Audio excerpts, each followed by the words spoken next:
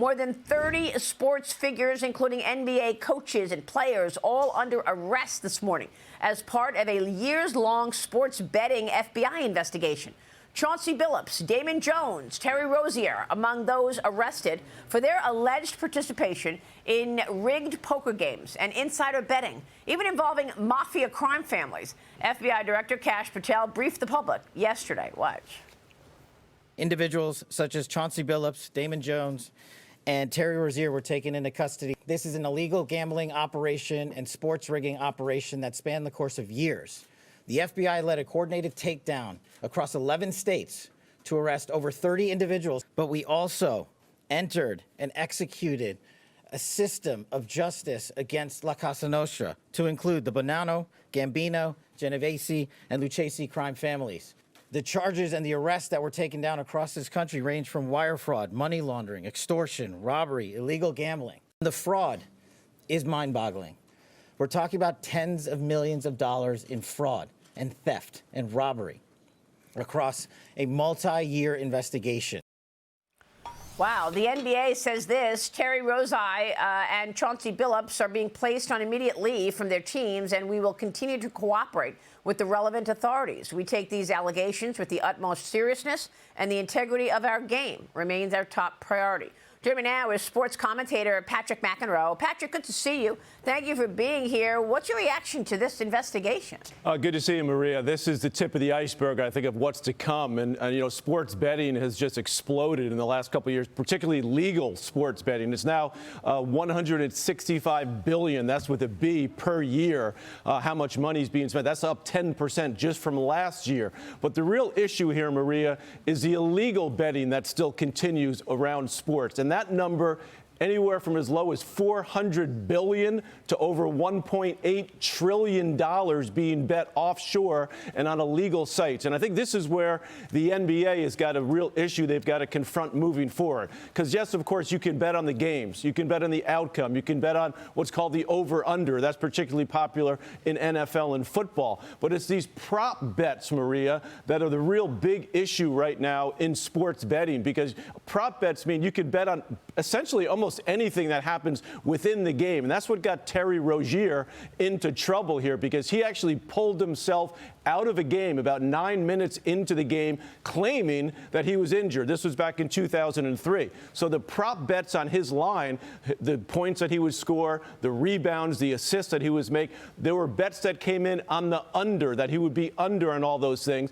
And then apparently he went back to his house with some friends and counted the money. So the FBI has been investigating this for many years. That's why I said this started out as maybe a snowflake turning into an avalanche of what is possibly to come with the NBA. So the NBA is going to have to deal with this moving forward. And I think the biggest issue is, how does the NBA and other leagues deal with these prop bets? The NBA is now getting about 40% of their bets, and most of them illegal, coming in on these prop bets. And that's where you're seeing essentially what's become insider trading within the NBA.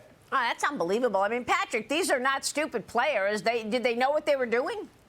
Well, apparently they did. I mean, Chauncey Billups is one of the most respected players that's played. He's a Hall of Famer. He was the MVP of the NBA championships with the Detroit Pistons. He's been now a coach for the Portland Trail Blazers for a number of years. So the idea that he was involved with the mafia playing poker games is sort of a separate incident, but connected to what's happened with these prop bets. So here's the bottom line, Maria. When you get organized crime involved in issues like this, it's all about the money. It's all about the control. And it sounds like some of these players got themselves in deep. We can speculate over why that happened, but certainly the idea that he was playing in poker games where they're essentially cheating participants in these games, because Chauncey Billups is a star. And I guess they assume that when they saw someone like Chauncey Billups, they would assume it's on the up and up, this particular poker game, which were played all over the country, by the way. And he will be coming to a Brooklyn courthouse November 24th for his next court appearance. So again, as I said, tip of the iceberg here, but when you get this organized crime involved, follow the money, and that's what it sounds like what Kash Patel and the FBI are doing. They're following the money, and there's a lot of it. Yeah, it sure is. Meanwhile, the NBA Players Association says this, quote, the integrity of the game is paramount to NBA players, but so is the presumption of innocence, and both are hindered when player popularity is misused to gain attention. Here's Kash Patel yesterday. Watch this. It's not popular to go after some of the defendants that we went after, but justice is served blindly. And look, let's not, mince words. This is the insider trading saga for the NBA. That's what this is. So what's at stake here, Patrick? What is the impact on the sports world, the betting markets going forward, as well as the fate of these players and coaches? Well, the players themselves are in seriously hot water, Maria, that we can see, and this isn't going away anytime soon. So as he said, as the NBA said, they'll try to prove their innocence, but that's going to be a tough road to hoe for those players. As for the NBA, clearly they need to do a much better job of controlling these prop bets. Look, I personally think that there should be no prop bets in a lot of these sports because this is what's causing many of the problems. I mean, the horse has left the barn, Maria.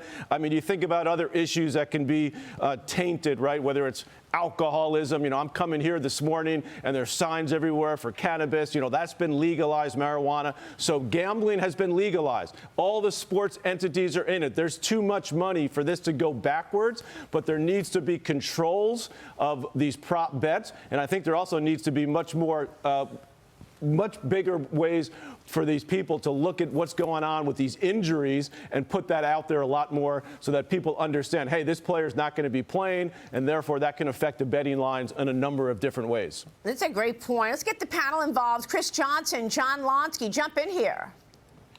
Yeah, as somebody who has long wanted to see gambling curtailed because I've seen what it's doing to my generation. We're watching young men go into debt while they're trying to build families on this stuff. So I'm not surprised that people are trying to go the extra legal way, even when it's legal. So I'm really encouraged to hear that Patrick saying that we need to go after these prop bets specifically, but the whole thing is really dangerous for a lot of young people and our pocketbooks, and it leads to potentially criminal activity.